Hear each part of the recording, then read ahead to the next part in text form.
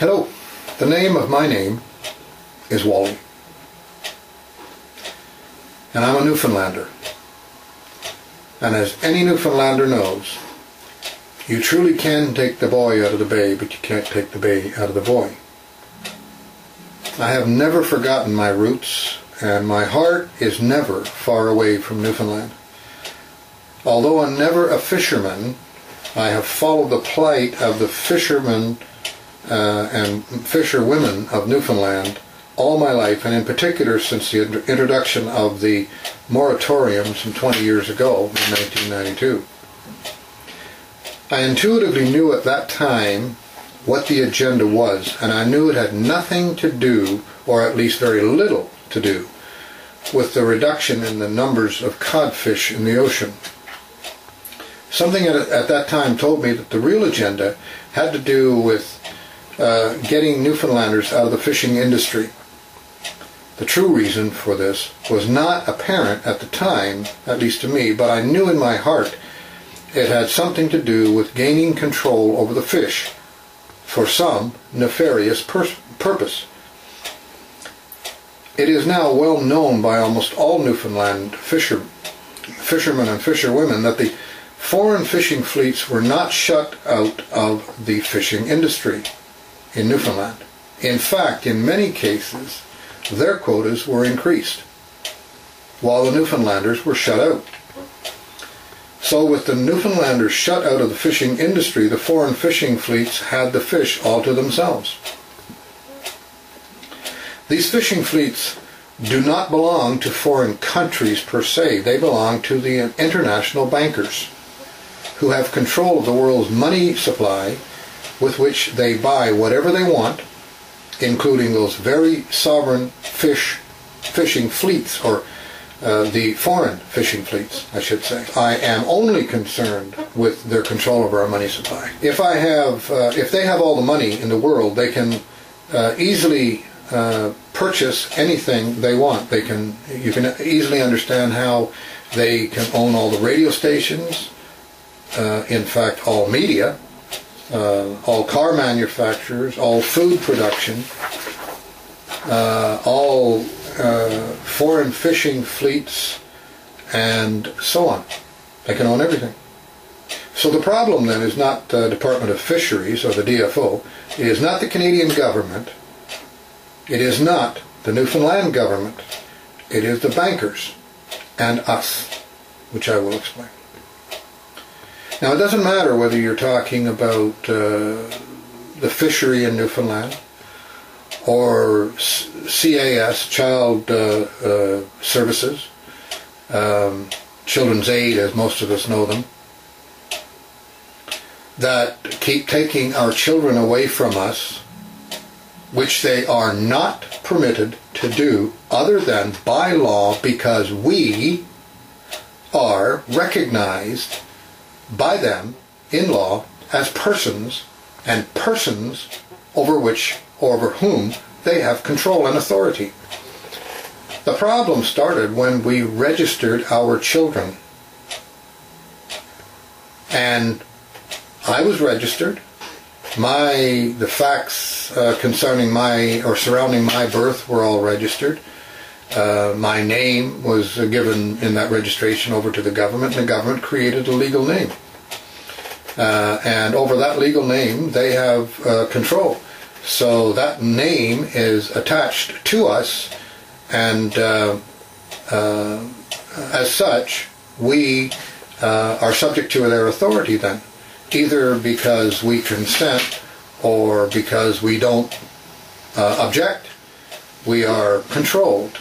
And I can recall hearing about one case where a father was arguing that CAS and the government and so on did not have control over his children. He had authority and control over the children. And the very next day, apparently, the prosecutor or the CAS lawyer, or the opposing lawyer anyway, walked into court with copies, apparently, I wasn't there, so I don't know, apparently copies of the statements of birth the permanent legal record of the birth of those children with the names on it and so on, those legal names, and said to the judge, this is what gives us control over those children. So, I mean, that's very interesting and very serious stuff, because no man is supposed to have control over another man or authority over another man, and certainly the only ones that God gave control over our children or authority over our children to was the parents, not government. And I'm certain at this time, or at this point in time, you feel pretty beaten down and abused to the point where the old cliche that you can't fight City Hall may be very real to you. But I can tell you this is not true. And I can tell you, no matter what your issue is, no matter what the problem is, involving others interfering in your life, you don't have to take it, and you can fix it. And that's the good news. You can fix it. But you're going to have to do some studying. You're going to have to learn about who you are and how this whole mess was created, and how others, other man-made institutions gain control over you and your children. We have the power to do something about it. And if we do not, then we are the ones to blame. Not anyone else, not even the bankers. You can't blame them for doing what they're doing. You can blame yourself for not doing something about it. And you can fight City Hall, so get that out of your head. The agenda that is being implemented here, and yes, it is being furthered by the participation of government, because the bankers are the only ones influencing them while we remain silent. Before I tell you more about the solution, let me prove to you that the bankers control the money supply of this nation, and it's not the government that does. Back in 1939, the House of Commons Standing Committee on Banking and Commerce held meetings and were grilling the then Governor of the Bank of Canada, Graham Towers. I have a full copy of the minutes of those meetings, and on page 71 thereof, Mr. McGeer asks a question of Mr. Towers. He says, then what we have done in Parliament is to give to a bank the power to print money. This is 1939. Did you know this? I'm betting you didn't.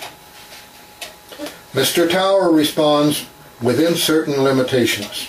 Well, believe me, there may have been limitations back in 1939, but there are none now on the amount of money that the banks can create. The reserve requirements for banks was removed in 1991, starting in 1991 and ending, I think, in 1993. Today, there are no limitations on the banks other than to have someone, government, man, woman, or corporation with equity to apply for a loan. And they can create whatever amount is required without any other limitation. However, let's continue with the minutes from 1939. Mr. McGeer asks, am I right in saying that a bank deposit can be created in this way? A banker can purchase a Dominion government bond by accepting from the government, we will say, a bond for $1,000 and giving to the government a deposit in the bank of $1,000. And Mr. Towers answers, yes. Mr. McGeer then asks, when a bank takes a bond from the government, what the government receives is a credit entry in the banker's book showing the banker as a debtor to the government to the value of $1,000. And Mr. Towers answers, yes. This then is how money is created in Canada today. 100% of our money supply is created in this way, by the stroke of a pen, or in fact today, a keystroke on a computer keyboard.